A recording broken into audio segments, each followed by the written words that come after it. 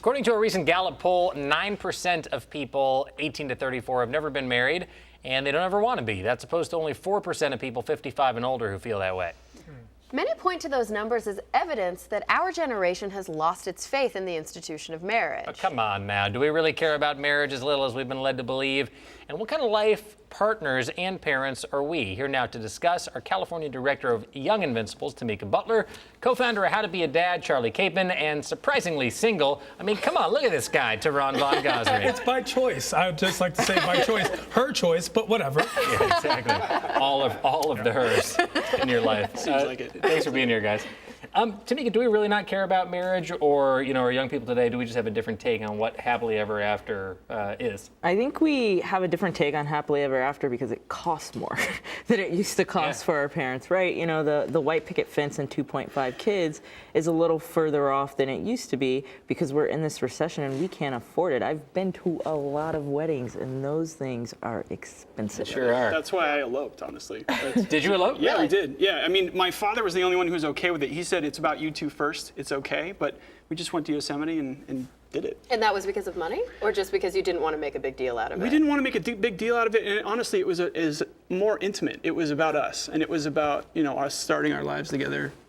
So for you, that's what, the beginning of happily ever after was. Well, happily ever after too has changed, I think. Ever, by the way. What's That's such a sweet answer. No one awed or anything. It's No, like, there's no us. pause. We got two married men at this table. I'm just trying to tell you, that's how it is when you're in love. Yeah, heads up, this is what happens. It's okay to get married. Yeah, I'm just gonna have such a bad time with all the girls on my Instagram. You're right, Jacob. Continue. Thank you. Thanks for that support. Anyways, so happily ever after. Yeah, well, I feel like the definition of happily ever after has also changed. It's not this infinite thing that just was the end of the story. How we sort of pursue the rest of our lives, whether we get divorced or not, there's so much more self-selection, and we can choose what our destinies are after that. We asked you guys at home, do you care less? Is that what's happening with our generation? Here's what you had to say. Canadian Dad said, I don't think we care less, but I do believe that our fast-paced generation are more easily drawn away. And Monique Succeed said, our generation doesn't particularly care less about marriage. They just want to have their own definition of it. Disgruntled. Wow. Whoa. Someone's bitter. A little bit. I have to say I agree with that. The idea that our definition doesn't have to be so traditional. Sure. You can still be married or have a partner or whatever you want to call it. And it's a new kind of thing that a lot of different people are experimenting with. It doesn't mean same-sex or other sex marriage. It could be across the board different kinds of domestic partnerships. Well, the definition of family's changing. I mean, being a baby mama or a baby daddy is like a lot more acceptable than it was 30, 50 years ago. Right. So I can understand that. Yeah, go ahead, sorry. No, just my father was an at-home dad back in the 80s when he took care of me, and that was just such a strange and Didn't I watch a sitcom about that? You did? Yeah, My Two Dads is about me. Yeah. I knew we had a celeb on the set tonight. High divorce rates over the last few decades have made many fear about the erosion of marriage, but in a recent New York Times piece, Eli Finkel argues that today, the average marriage is weaker than in the past. The best marriages today are stronger in terms of satisfaction and well-being. Why would that be the case, do you think?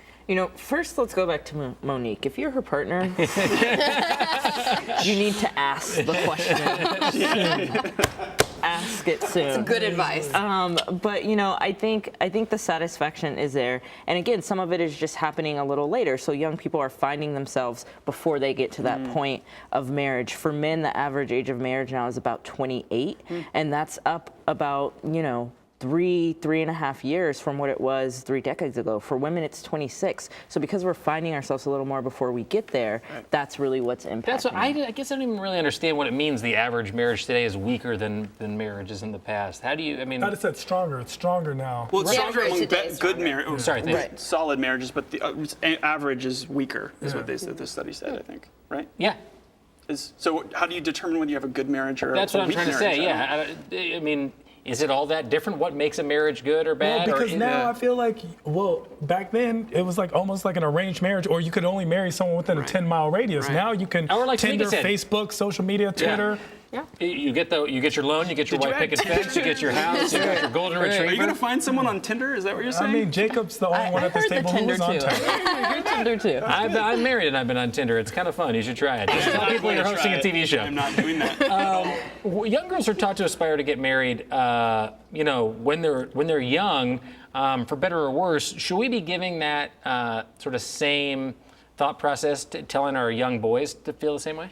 I mean, love has no sex, Jacob, and you should know this. Profound words. I'm just saying, but it's real. It's deep. Like, if marriage is an institution or a foundation, but it's not that we should be teaching our young girls to want to fall in love and get married, and not our boys.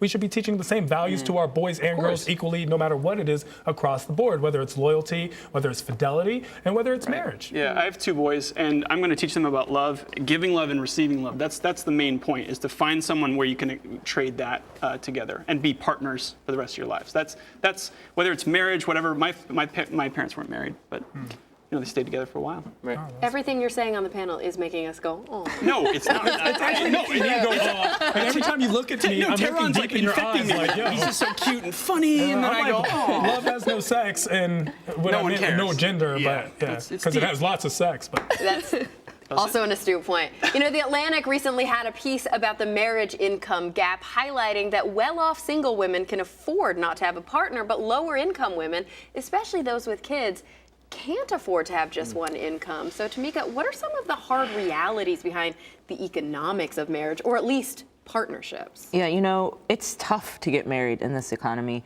At Young Invincibles, we did a report recently, The State of Young America, where we looked at a number of things. And what we found is that about a quarter of young people are, putting off life decisions. 1/3 are still living at home with mom and dad and saying they're not having kids. They're not, having, marriages and weddings that are huge because they simply can't afford it. The recession is happening, and it is real, and it is dragging us down. And so overall, it's just not having that income to do those things, to make those life decisions. But to move once on. you do it, isn't some of that pressure alleviated? I mean, 2-parent homes have more money coming in generally, especially now that both parents are usually that's working. that's what I wanted to ask actually next, which is because of the changing dynamic, right? We're seeing either both parents having to work more, figure out a different way to care for the kids, or everybody always says, "Oh, moms are the ones that stay home," but you and I have talked about this before. We have talked about this. Now it's dads a lot of the time that are staying home, and I promise you that I will be. My wife,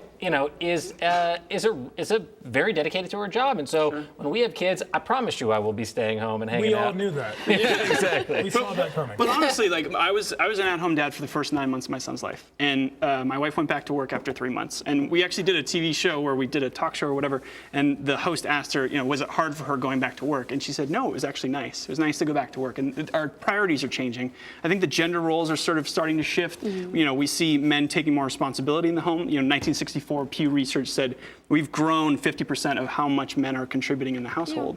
So it's changing, and there are more and more at-home dads, and it was really important for me to be able to do that. But I do feel like I have to go back to this just for a moment. This idea, I mean, this is a situation of privilege, right? Where one parent can afford to work and the other can afford to stay home.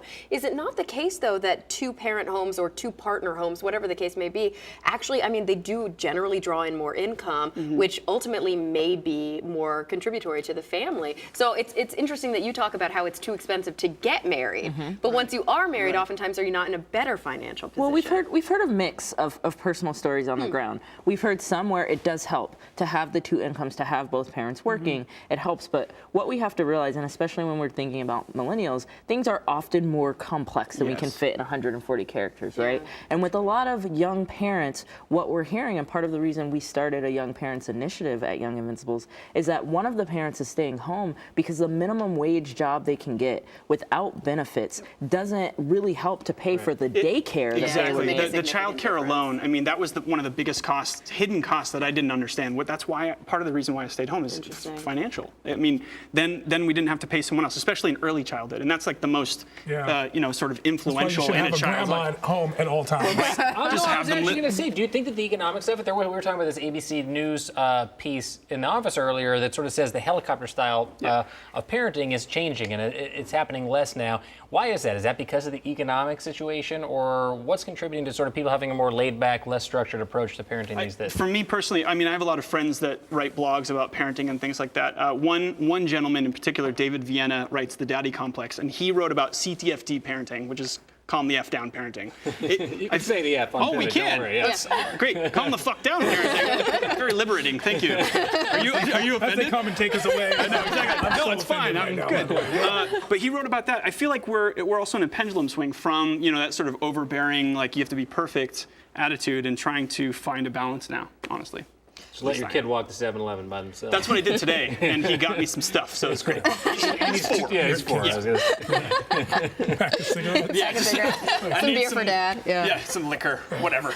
So, social media, obviously we mentioned it earlier in the show, it's rising, it's becoming more influential. Every moment, though, of kids' lives today are being documented, plastered on the internet. How is this going to impact those kids when they grow up? I don't know, though. I feel like people are going to, you're going to be the odd man out if you aren't documented in some way and don't already have your URL for your kid and something. I think that's where we're headed. Not saying it's a good thing. But what about when those kids are I guess I do get sad because I don't have that many photos and mementos from when I was a kid. Now kids are going to have their whole lives. I mean, that's why I started digitally. blogging. My father passed away in 2005, and I had all these questions. I want to know all about what he was thinking while he had kids, but I didn't have the opportunity to ask him. So I started video blogs and writing for him to find out, tell him what I wanted to tell him. Oh, that's what's up. Remind me to unfriend you on Facebook. Yes, I'm totally daddy You're that jacking guy. the whole You're thing. that guy. I'm not that guy. There is a solution to this, and my wife and I actually been talking about it a lot, which is you create a set, and I'm curious what you think about this, both of you, but you create a separate private account for sort of your kids. I'd probably be in the other camp of let's just do it. Let's have everything out there, whatever. But my wife is totally against that. Where do you guys come down on that? I mean, I think part of the reason my girlfriend and I aren't married yet is because she's worried about my oversharing on social media, and she doesn't want to expose our kids to that, right? And I think the good thing is, like you said, it's there, it's documented for them. But for me, you only see those awkward pictures when you go to my parents' home in Omaha, Nebraska, and walk up their stairs and see my blowout. Yes, black girls got blowouts, and it was horrible. And now it's gonna be on Facebook, and it's just I think it's gonna be tough for some of those kids. With all the stuff I haven't really thought about marriage because I'm still surprisingly single. But here's the thing: it's funny to see that there was a time where marriage was the fairy tale, and now in the future, the fairy tale is gonna be marriage. I'm just laughing because Tehran posts pictures of all the girls that he's not dating on Not Instagram. dating. That's great. So just wait till he starts dating them. That's amazing. All right, guys, fascinating stuff. Thank you so much. We're going to have to leave it there, unfortunately. For more information on how you guys can take part at home, log on to takepart.com/live.